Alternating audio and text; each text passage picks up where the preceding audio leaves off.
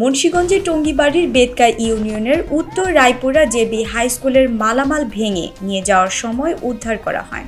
4 December বুধবার সকালে পরিত্যক্ত স্কুলটির মালামাল স্থানীয় কিছু ব্যক্তি ভেঙে নিয়ে যাওয়ার চেষ্টা করলে স্থানীয়রা বাধা দেয়। পরে টঙ্গীবাড়ি উপজেলার নির্বাহী কর্মকর্তার আদেশে ওই সকল মালামাল স্থানীয় ইউপি সদস্যের জিম্মায় রাখা হয়।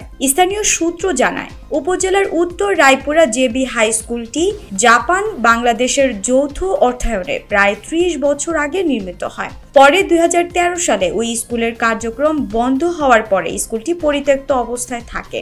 এমত অবস্থায় বুধবার 4 ডিসেম্বর সকাল 9টার দিকে উত্তর রায়পুরা গ্রামের মৃত রফিকুল্লাহর ব্যাপারীর ছেলে তপন ব্যাপারী, শামসুল আলম ব্যাপারী, নূরনবী ব্যাপারী ওই স্কুলের লোহার অ্যাঙ্গেল খুলে বিক্রি করার চেষ্টা করলে স্থানীয়রা বাধা দেয়। এতে এলাকায় উত্তেজনা সৃষ্টি হয়। পরে স্থানীয়রা উপজেলা নির্বাহীর অফিসারকে বিষয়টি অবহিত করলে তিনি উপজেলা শিক্ষা অফিসারকে ঘটনাস্থলে পাঠান।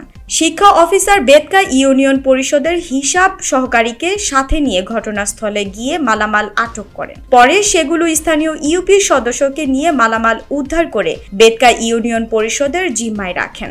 এ ব্যাপারে টঙ্গীবাড়ি উপজেলা নির্বাহী কর্মকর্তা মুস্তাফিজুর রহমান ঘটনার সত্যতা স্বীকার করেছেন। স্কুল তো সম্পত্তি আমরা বিক্রি করি না, এটা আমরা বেসরকারি স্কুল দিছি। এই স্কুলটা 37 বছর যাবত এই 7 বিঘা জায়গার উপরে, এইটা যদি আমরা জমা লাগে আমাদের লক্ষ লক্ষ টাকা আসে, কিন্তু স্কুলটা চলে নাই বিদায় আমাদেরটা আমরা ব্যবহার করব। জাপান প্রবাসী একজন লোক এই স্কুলটা আপনার যখন করেছেন তখন তো নাকি এটা জাপান প্রবাসী আওলাদ টাকা দিছে, আমার ভাই টাকা দিছে, আমি টাকা দিছি, আমরা সম্পদ দিয়েছি। সম্পদ তো লিখে দিয়েছিলেন, স্কুলের নামে টাকা দিয়েছে জাপান থেকে।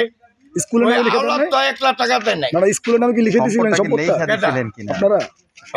এটা মানে আমরা স্কুলের নামে জেবির নামে কোনো কিছু লিখে দেন, এরকম কোনো স্কুলের নামে লিখে দিয়েছিলেন? এটা হ্যাঁ, উত্তর রায়পুর স্কুলের নামে আমরা লিখে দিচ্ছি।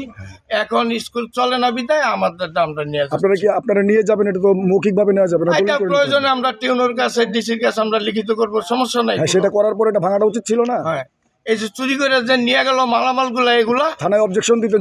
বহুত দিছে অবজেকশন, তারা অনেক সন্ত্রাস।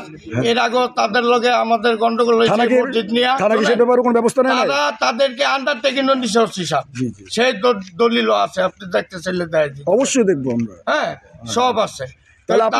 আপনি কি বলতে চাচ্ছেন তাদের জায়গা যদি তাদের কোনো জায়গা হয় আমাদের কোনো আপত্তি নেই এবং শাস্তি আমরা নিব না। জায়গার ব্যাপারটা আপনারা এটা ভূমি অফিসে বুঝবেন, সেটা বড় কথা না। বড় কথা হলো আপনি যে অবজেকশন দিয়েছেন আপনার স্কুলের মালামাল চুরি করে নিয়ে যাচ্ছে, এই ব্যাপারে থানা কি আপনার কোনো কার্যক্রম?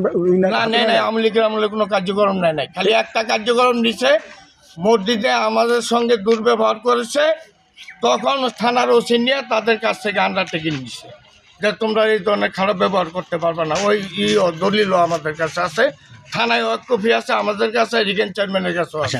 স্কুল ম্যানেজমেন্ট কমিটি আছেন আপনাদের? হ্যাঁ আছে। তাদেরকে জানাইছেন কোনটা?